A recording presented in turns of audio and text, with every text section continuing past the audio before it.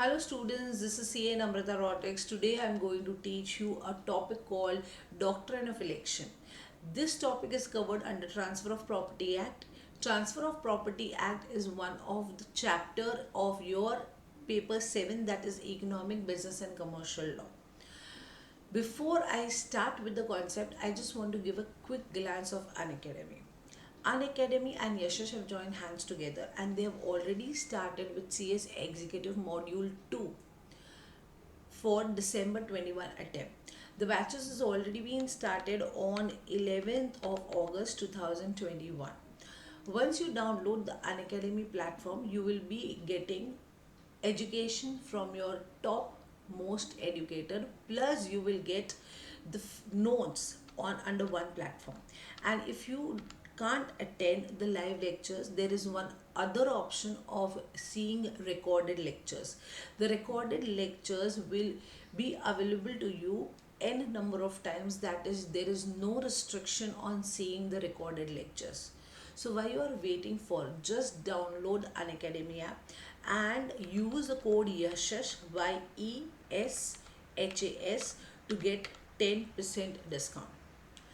And if you want to attend my special classes, that is free of cost, okay, then also you can download Unacademy app. Now let's start with the concept of Doctrine of Election. Now what is Doctrine of Election? Election year means selection. Now listen here. Election means selection. Ma'am, what do you mean by selection? Selection year means that if I am giving you some gift or if I am transferring you my property, I am giving you benefit. Along with that benefit, I will also give you burden. Ma'am, what are you saying? If you are giving me benefit, along with that benefit, you are giving me burden. Yeah.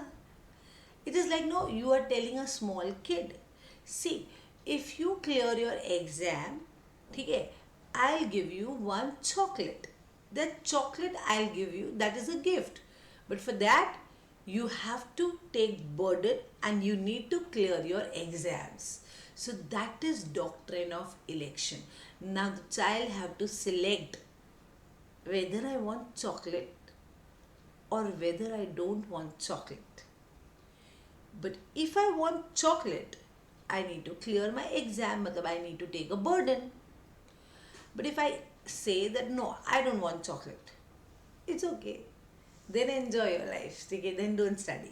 But okay, that is not the scenario over here. Now listen over here. Okay? In Doctrine of Election, what happens? I give you a benefit. For example, there is one person called A. Okay? There is one more person called B, and third person that is called C. Okay? Now A is ready to transfer the property to B. Okay? So here A is considered as transferor and B is considered as transferee. So what I am telling, see, I have one farmhouse or I have one bungalow, whatever, okay, which is worth rupees 2000 rupees, which is worth 2000 rupees. I am ready to give you this 2000 rupees ka bungalow as a gift to B. Understood? But on one condition, that you have also your small bungalow or a small flat, okay, which is worth rupees 500, you transfer it to C. See, I am ready to give you benefit of this bungalow. I am ready to give you the benefit of this bungalow. But if you want to take this benefit, you have to take the burden. You need to take a burden that you have to part with your flat, which is of 500 rupees to C. Acha, now B need to take the decision.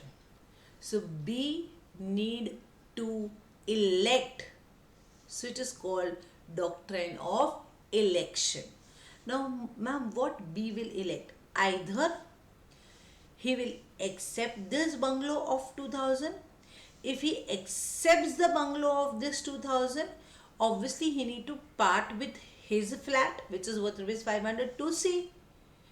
Done. So if he accepts this bungalow, he need to part with flat and give it to C. So if he accept, there is no provisions at all. There is no provisions at all. No need to write also.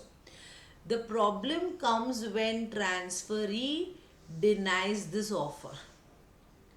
Right. So when the transferee, yani B, says, no, I don't want benefit. I don't want benefit. Okay. So here the transferee is denying. Here the transferee is denying. Now what? Now, if the transfer denies, then C will become a disappointing party. Oh, ma'am, why disappointing party? Because he's been disappointed. He was thinking that, okay, I will get this flat, I will get this flat, I will get this flat. Ultimately, he didn't get anything. So, obviously, यहाँ पे C is considered as disappointing party.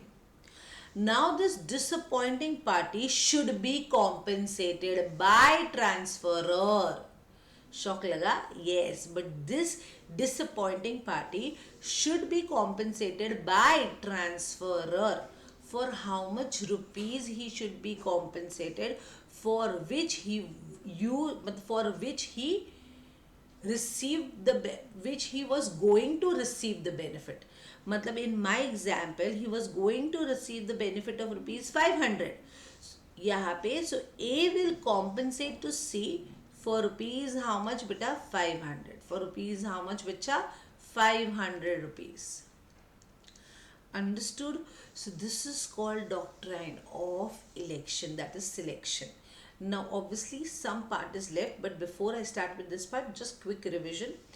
In doctrine of election, obviously transferee needs to elect, that is select, whether to accept the proposal or to deny with the proposal. If he accepts the proposal, obviously there is no problem, so there is no provision. If he denies with the proposal, so what happens if he denies? So he denies to take the benefit. If he denies to take the benefit, obviously he will not take the burden, so he will not part with the flat. He will not give his flat to C. So C will be considered as disappointing party.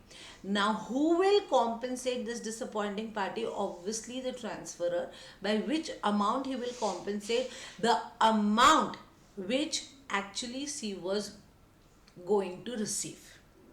I hope this is clear to you. Acha. Now ma'am, suppose it happens like that. The transferor dies before election. हो सकता है? Obviously, matlab A died before B makes some election. Okay, and obviously B rejected the proposal. Then who will compensate disappointing party, ma'am? Obviously, A ke legal representative will compensate the disappointing party. A's legal representative will compensate disappointing party, that is C. Matlab, you need to write like this: transferor's legal representative. In the case of the death of the transferor, transferor's legal representative will compensate disappointing party. Now, why this all provisions are there? Very important thing, that everything should be under the same deed. This is very, very important. There can't be a different deed. There should be a same deed. Ma'am, what do you understand by same deed? Same deed means the provision for benefit and burden should be in the same deed. It can't be in different deed. It should be in the same deed. It means wherever you write that A will transfer its bungalow to B, B need to transfer his flat to C. That should be in a same deed. There can't be two different deeds. So obviously they can trick you on this in examination, during examination. Acha, okay ma'am. Now, just see here, doctrine of election. Please remember the section. Section 35 of Transfer of Property Act deals with called Doctrine of Election. Suppose a property is given to you and in the deed, same deed of gift, you are asked to transfer something belonging to you to another person. Okay, and if you want to take the property, you should transfer your property to someone else. Otherwise, you cannot take the property which is transferred to you by someone. I hope it is clear, this paragraph. Okay, so the foundation of doctrine of election is that the person taking the benefit of an instrument must also bear the burden.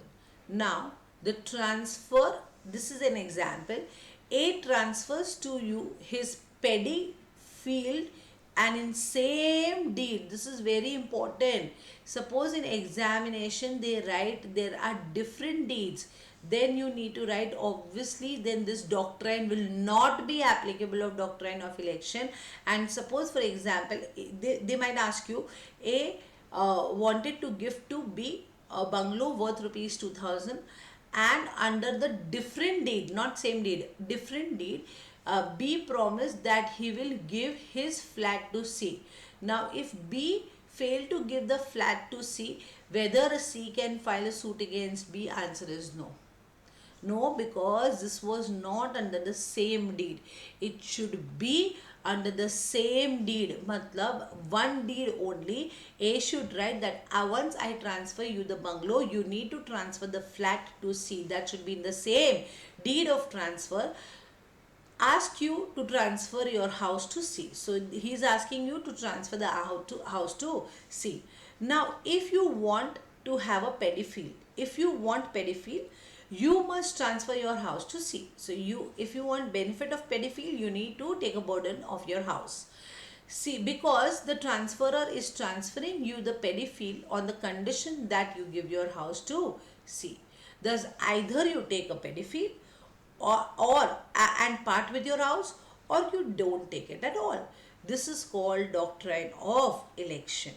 In the case the person whom the benefit is conferred, but the benefit is given, rejects it. So suppose he rejects it, then the property which is attempted to be transferred will again revert back to transferor. So it will come back to transferor, and he who will compensate, yani transferor will compensate the disappointed party. So in my example, see, if the transferor dies before the person to whom the benefit is conferred and he rejects the transfer, then the representative of the transferor will satisfy the disappointed person out of the property which was subject to the transfer. So guys, here I have given one example. A transfer his property worth rupees 1000 and at the same instrument asked B to transfer his property worth rupees 500 to C. Here if B does not accept, you know guys what will happen. He will not take A's property. So he is not ready to take A's property and the property will revert back to A. If the A is alive, obviously then he will give some property to C. Matlab property to C, a disappointing party. But if A dies before B, then he has to make the election. The heirs of A, any legal heirs of A, have to compensate C from A's property up to the extent of 500, which was actually the C was going to receive. So I hope you understood the concept of doctrine of election.